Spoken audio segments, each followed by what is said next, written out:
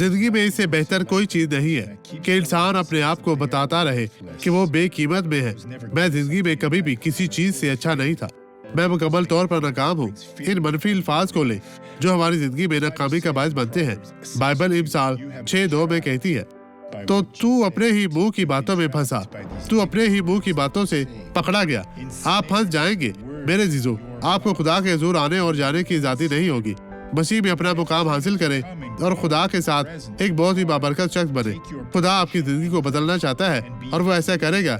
मैं इस गवाही के बाद आपको दुआ करने और बरकत देने के लिए खुदा की ताकत का इस्तेमाल करूंगा। बराए करम अब ये गवाही को देखें और बरकत पाएं। खुदा जो सुनासी आपको बरकत दे। ईमान रखें कि मैं आपके लिए दुआ करूंगा और आप बरकत पाएंगे। मुझे 6 साल हो गए हैं। मैं बैतुल खला में गिर गई थी और मेरी रीढ़ की हड्डी टूट गई थी। तो मैंने कुछ टेस्ट कराए और मुझे पता चला कि फ्रैक्चर नहीं हुआ। और मैंने इसके बारे में डॉक्टर से बात की क्योंकि अगर ये टूट गया है तो मैं कुछ नहीं करूंगी। और फिर मैंने कहा कि मैं कुछ नहीं कर पाऊंगी। क्यों कि मैं परेशान पहले थी। कितना झुक सकती थी, हमें दिखाए सिर्फ इतना ही। और मैंने अपनी कमर में और अब बहुत दर्द महसूस नहीं किया। होता। अब मैं पीछे और आगे झुक सकती हूँ।